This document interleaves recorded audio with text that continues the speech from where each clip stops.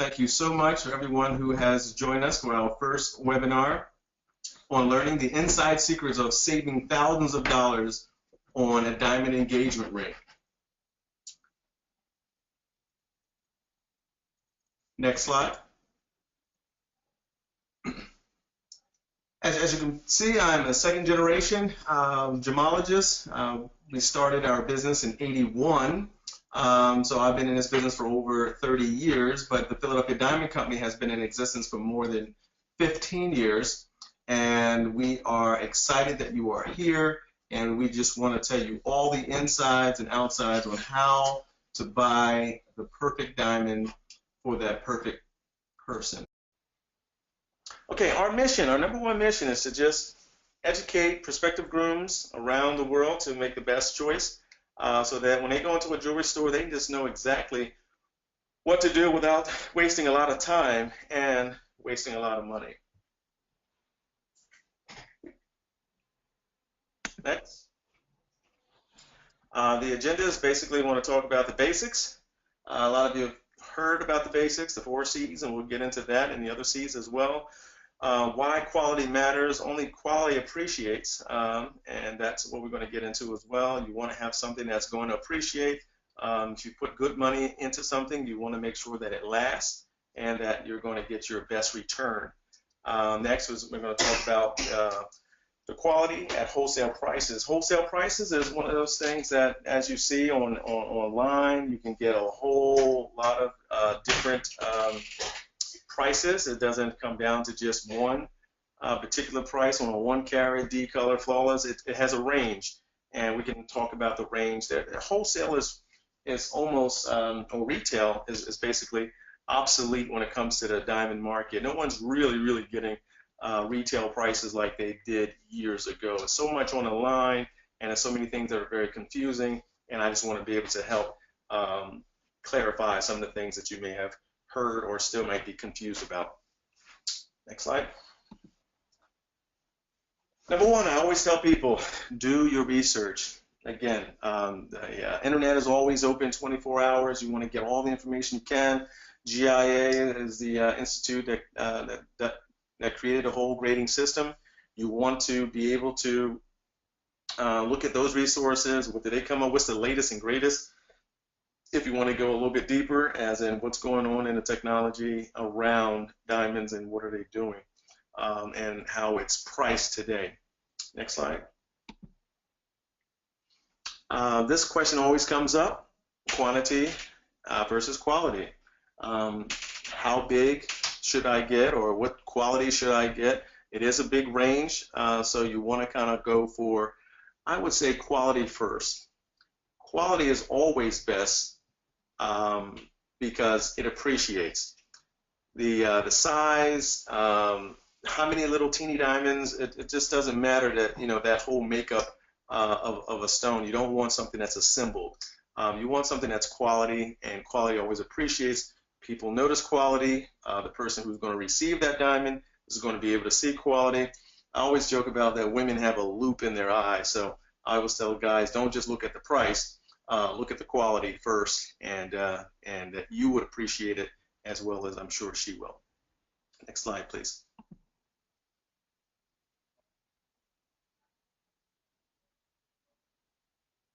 Next slide. Know what you want. I just want to thank Lance. I see Lance has tuned in. Thanks a lot, Lance. Question is, what does she like? Okay, number one, always know what her shape is. What's her favorite shape? Does she like a round? Does she like a fancy cut? That's always good to have conversation with a significant other, because she may not like a marquee diamond. You know, her friend may have one and she may not like that diamond, and she wants something different. Or she wants something bigger. So it's always good to listen to what she likes. She might be a little bit old school. She might say, okay, I want to go back to yellow, or even change up for something new, as in possibly having rose gold versus white gold or yellow gold or platinum. So always listen to what she wants, and you'll never go wrong. Next slide, please. Round versus fancy. Rounds. There's two lists. There's a round price list and there's a fancy price list. Anything other than a round is considered a fancy.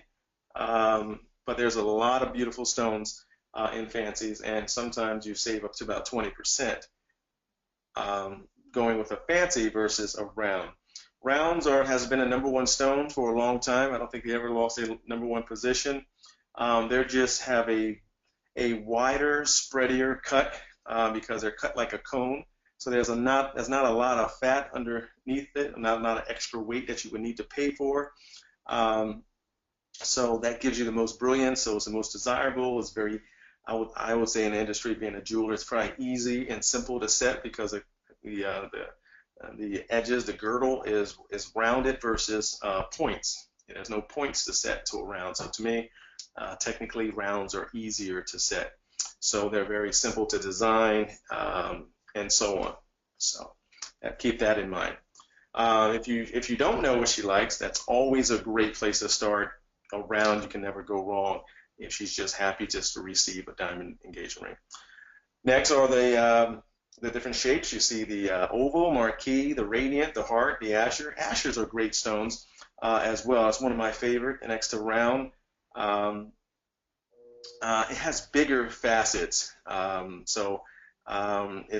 a modified emerald cut. It has like 64 facets, 32 on top, 32 on the bottom. It reminds me of an art museum step. So when you see those big platelets reflecting, they just really, really shine. So I really like the azure because I think out of all the stones, the azure has the biggest fire because they have more bigger, broader facets, and they're both mostly uniform.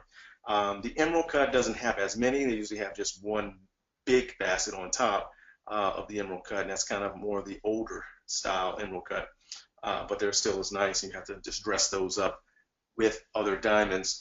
Pear shapes are coming back a little bit. Next is the princess, the cushion. Cushions are another favorite, kind of like round and square, with little soft edges. So that's also nice. And then there's other, and we'll talk about that next slide. The next one is the queen cut. The queen cut is an exclusive diamond that we created. Not created, but we had trademarked and noticed that there was a difference in cut. We spoke with a lot of different cutters and figured out, well, what is the difference between shapes? And the one shape that was popular when you speak of a princess is more square. But the only thing with a square cut, it's more heavier on the bottom. So instead of having a heavy bottom, and if you go with more of a rectangular shape, kind of cut them kind of close to a emerald cut, where you can have the spread, but not as deep as a typical princess cut, then you have something called the queen cut. It has to have high clarity, high color, and certified by GIA because you want to have all those things kind of working for the stone. And with that, the facets are spreadier, are brilliant. So the more facets, the more fire. The bigger the facets, the bigger the fire. You get something, this white fire just kind of takes place. So it takes place in larger stones. So if you can get a larger stone and you wanted something that was square, I would probably lean you towards the queen cut as well as a choice. So the queen cut is an exclusive stone from the Philadelphia Diamond Company. That's one to look at if you were thinking about a square or rectangular stone. Next, please. The 4 C's are things that you've always heard about: the color, cut, clarity, carat weight. We added a couple more: the cost and the certification. The color is very, very important because you don't want anything that is that has color unless you were looking for a fancy colored diamond. But diamonds are basically focused on color, being colorless. So you want something that is colorless or near colorless when you're first starting out, and you want a white diamond. It starts at D, E, and F are like triplets. They're the first set of triplets that are very, very hard to tell apart. So those there are the best 3 that you could possibly get. Then there's GHI, then there's JKL as the latter 3. Those sometimes, even the JKL, I've seen some really, really white ones. So if you want like a really, really good deal, I would even ask to see those, because sometimes with a combination of the right cut and the right clarity, those can look just as bright as some of the G and H. So right there, it's thousands of dollars difference between the two. If you say you want an H color, that H will probably cost you a lot more than, of course, the J or K or L. I don't necessarily, I would have you look at them first, and I would pick through hundreds of parcels to make sure that you like the one that you really like, as in the color. And you'll see that if there's a budget thing, sometimes you can get more stone for your dollar based on the color. So the color can kind of help you sometimes. The clarity is what it is. If it has inclusions that's going on in it, if you got a lot of things, you got one or two things. If you got one thing, it might be considered an SI. It ranges from flawless all the way down to I. I means it's imperfect. Imperfect to the first degree, second degree, and third degree. It's almost like burns. So you don't want anything that's third degree, second degree, first degree, unless it's like an SI. SI sometimes you could, really be good for an engagement ring. You don't want to have anything that the person that you're giving it to can see it very easily. So let that be part of what makes up the cost, is the clarity. The cut is very important. You don't want a poor cut, excuse me, a poor cut stone, but most stones today are cut pretty well. You're not going to find too many old mine cuts or anything like that in the store unless you're looking at a pre-owned stone, a pre-owned diamond, or anything like that. It could be a rose cut or a single cut or early European cut or something like that. And sometimes those are nice as well. So all depends on what you're looking for, but the person needs to let you know whether it's a modern cut or it's one of those antique type of cuts. So those cuts are really important as well. The cut, on how well it's cut, again, it all depends on the stone, the shape as well. Cut also refers to the shape. What shape is the diamond? Again, we talked about a little bit about fancies versus rounds, and the cut makes a difference too, and you want to make sure that's on your certification. Your certification will identify, document, and support all of this, and that makes up the cost. If you have the right certification, that there determines the cost. You don't want to necessarily have the EGLs. I tend to stay away from the EGLs because the EGLs is kind of like a joke in the trade. Every grade's a lie. If you're spending good money, do you want to buy something that's maybe a lie report? So you don't want to have that. Go with the one that created the grading system, and everybody else almost seems like a copy, because some of these lab reports can be off 1 or 2 grades. I mean, they've been consistent with 1 or 2 grades being off. They're a little bit cheaper to have that report, so I would always insist on having a GIA report if possible. Not even that possible. It's mandatory. You got to have it. If you don't have it, we really can't talk, because it's based on their opinion. And when you go into a jewelry store, you want to feel empowered that you know a little something. So this way, it'll save you time and save you money, and that's the bottom line. Next slide, please. Get the GIA certification. So that's no second guessing, and I love this picture here. This guy looking like a little confused, like, woo, you don't want anything else but a GIA stone. Unless money is one of those things where you're like, I just want to kind of keep it small, keep it simple, and you want something a little bit better than commercial. Sometimes you can save a few $100s if it comes down to that and you don't want a GIA stone. But I would always prefer, if you're spending good money, go with the GIA stone. Next slide, please. GIA certificate. You'll get this nice certificate that kind of goes along with it. Basically, it just identifies, document, and support what you just brought. So this way you don't have that look, years later, what did I buy? I don't remember. I can't find it. 9 out of 10, you have this on your insurance papers. You'll have it graded. You'll get a copy. You'll have those serial numbers that kind of go along with the diamond that will document this report. So in case you should lose a report, you can always pull it up. You go on your computer and pull up a copy at any time. It's one of the strict gradings that came out. As I mentioned before, they created the whole grading system. So this is theirs. They didn't want to be confused with some things years ago where it was just all over the place, and everybody had A diamonds, AA diamonds, AAA diamonds, 5-star, 1-star, blue, white diamond. So they had to come up with some kind of grading system so everybody would have an understanding if they were communicating from one point to another. What do you have? So those papers are very, very important. Once you have these and you wanted to trade in or trade up, no jeweler would ever question your grade. If you had no papers, if you didn't have any papers with your diamond and you brought it in and you want to sell it or trade it in, then, if you don't have those papers, you're not going to probably get what you were probably looking for. Next slide, please. Again, the peace of mind of having the papers, you don't have to worry about it 5, 10 years now. After you brought it, you feel very, very relaxed that you got exactly what you paid for. Nobody sold you on the diamond. No one's whispering in your ear how pretty it is and how great it is. It is what it is. And if you got the right papers, you can rest assured that you can trade it in or trade it up at any time you like. Next slide. Buyers beware. There's a whole lot of things out there, and if you have the right papers, you don't have to worry about most of these things. So fractured filled diamonds is one that you have to watch out for. You don't want a diamond that has been fractured filled and not disclosed. It's okay buying something that may have been repaired or fixed, or a brand new car and may have had a bumper damage as soon as it came off the truck, and they're selling it for a lot lower price than the other one in the showroom. But why? You just want to know why. So again, if a diamond has been repaired, you just want to know why.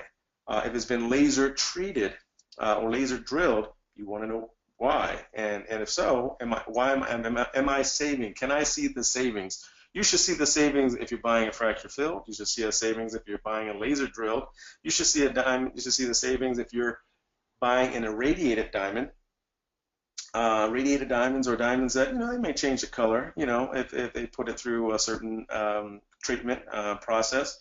Diamonds are 99% carbon, 1% nitrogen. That nitrogen is a radical atom that could change. They don't know exactly what it will change when it goes through the radiation treatment, but it can come up a fancy blue, yellow, green, and so on. So you just don't know what that color might be. Sometimes you might get a beautiful pink, and they're mostly desirable. You have heat treated. You have some heat treated ones that have different coatings and color treatment that it can put on top that's not necessarily stable. So you have to watch out for those. Another one that is high pressured, high temperature. That's a good looking one. It's a good looking diamond. They usually do these with larger stones. They may have a really almost close to a flawless stone, and it may have a tint of yellow, brown that they can't really sell. So it might be a 3 carat, 4 carat. They have this treatment that they can put it through. Again, sometimes not knowing what's going to happen, sometimes it turns white.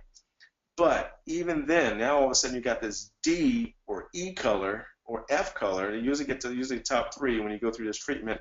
D, E, or F color, and it's almost flawless, a VS stone or better, and it's absolutely gorgeous. Again, they come with GIA papers as well, but you need to know, has it been treated? If it has been treated before, then you need to know, because there's usually a big savings that you can have on these. So it's not, hey, I got a great deal, here's a stone I don't have any papers for, oh, I don't know, it just came in. Listen, if you're really worried about it and you're spending good money, take the time, don't rush. Have the jeweler send it to GIA. If it comes back to what it is, great. But you want to know if it's been treated. The next one that I really that's disturbing and people don't necessarily catch on to right away is the assembled diamonds. These illusion settings, these clustered diamonds, ones that make up the look of one stone, but it may be 16, 20, 30 stones, and they're buying it like it's 2, 3, 4, 5 carat diamond rings, but there's no large stone in it. It's only little small stones that make up that one large stone. So you don't want to have that, because one thing I don't like about it, does have a big flashy look, more flash for the cash, more show for the dough kind of look, but the one problem that it does run into is that they're always in a repair shop. They always fall apart. And the only way that jewelers fix it, most jewelers fix it, is with glue. So now you got a stone that's kind of hanging on, or a ring that's always in a shop, and then they're always coming out because they keep repairing it with glue. Once that crazy glue, thin glue begins to crack, it's going to fall out, as then you're just constantly visiting, and then you got to buy an extra insurance and things that's unnecessary that cost you more money. So if you, and I know one person, example, he was buying one that was like 4 carats, 3 carats, and he was paying $11,000 for it. And he showed me a picture. He said, "Oh, I'm getting this 3 carat diamond ring, and it's nice. I'm paying only $11,000." I said, "Wow, let me take a look at it." He showed me this ring. I'm like, wow, that's, he didn't know. He didn't know. So once I kind of told him, he kind of said, "Oh, I'm glad I ran into you." And he wound up taking that off of layaway, or stopping that process when they were putting it together, getting it ready for him to pick up next visit. But you just want to be careful of that, so you don't be. You may like it, you may like the price, but will she like it? And what does she feel about that particular ring? If it doesn't cost much, it's only a couple $100, and that's all you wanted to spend, then that might be a big look for that. But when you're spending good money, anything that's over $1,000, I think you should definitely look into what's the next size of a solid stone that I could go with. Next slide, please.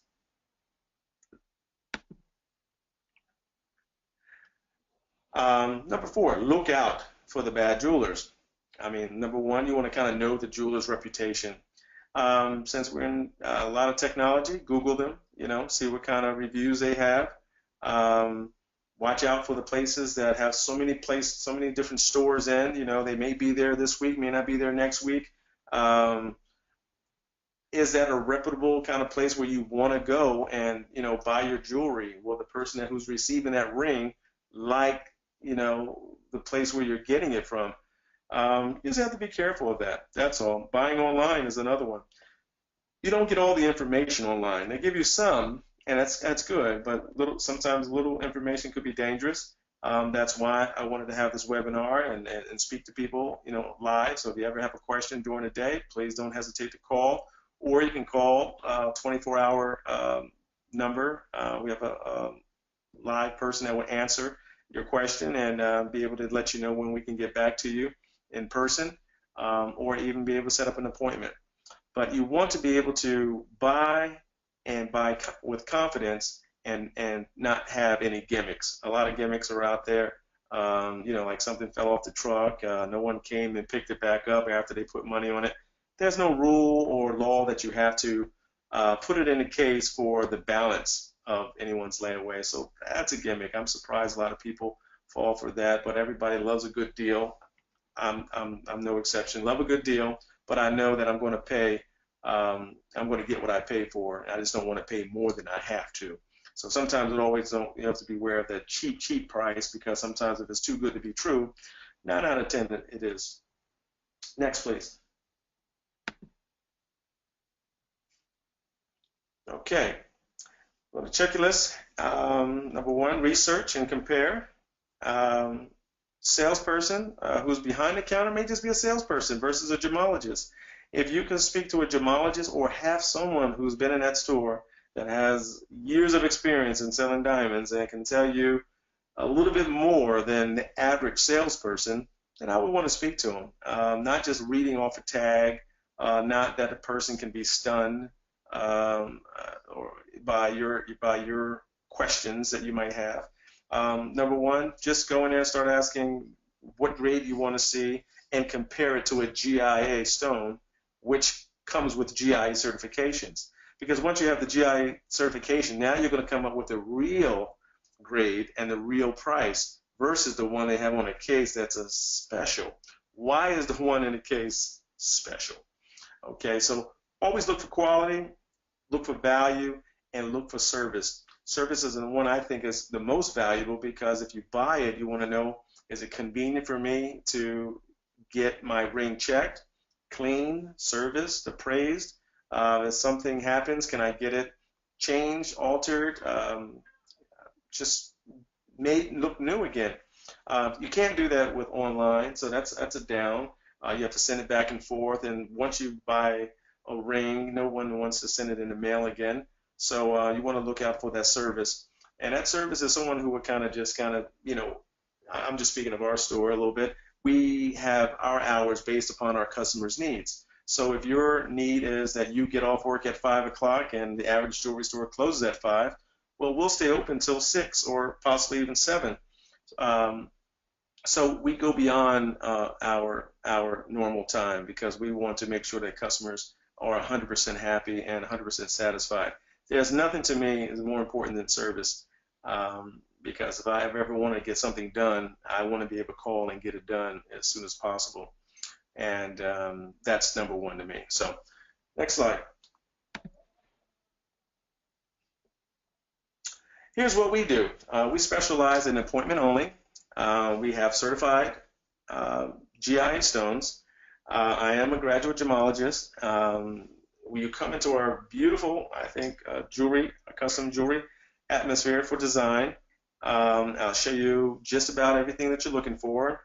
You tell me, shape, size, and I'll have several for you to take a look at, along with, a lot of different mountings. You can send me pictures, get all the kind of information that you might need. And like I said, even if you have prices, please bring them in. Let's compare apples to apples. We're pretty much have best price guarantee. We focus on customer service. We want to make sure that there is no selling. It's basically you get what you want, and try to give it to the price that you want. So as you come in, we give 100% attention to you. There's nobody in the background. You're not hearing anybody else's conversations.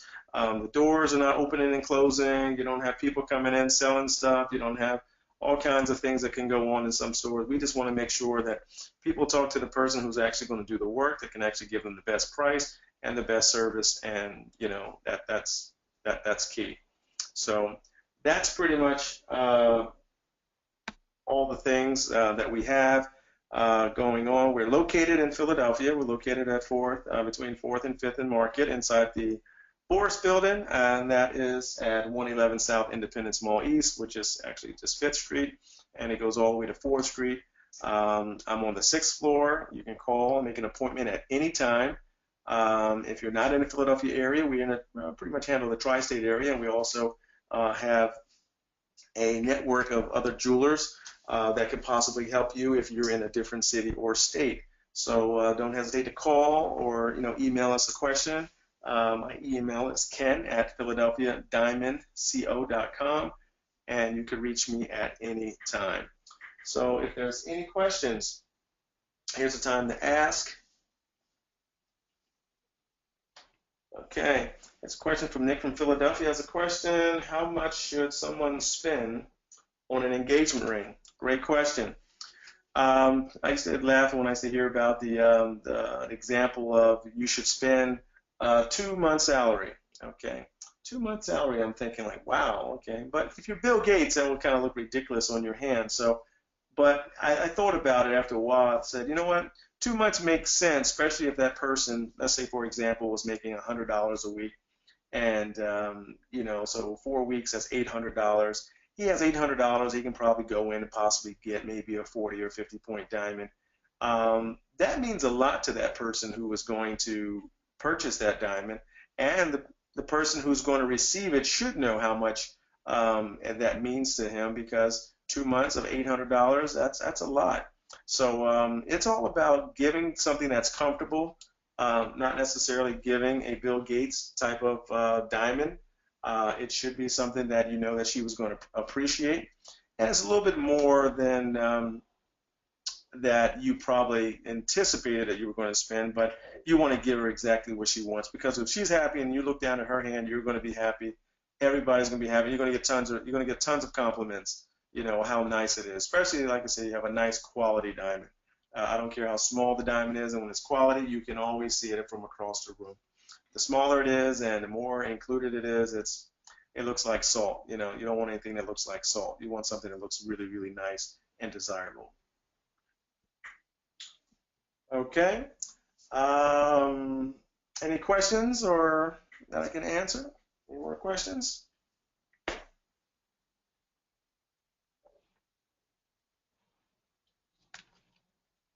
All right. Okay, our phone number one more time. If you're able to take this, it's area code 215-607-6700. That's 215-607-6700, and you can connect with us on Facebook, Pinterest, Twitter, Instagram, and you could email us directly at the Philadelphia Diamond Company. So I thank you so much for joining us again on our second webinar. Please stay tuned, and if you like, you can go to our Facebook and request that you be on our mailing list. We more let you know what's going on with us. We're celebrating our 15 years, and we are just having celebrations every month at a different location. We're coming up on our second month, and we're having a celebration this Friday. So just stay tuned, go to our Facebook, and you can get more information. Okay, thank you, and have a great evening.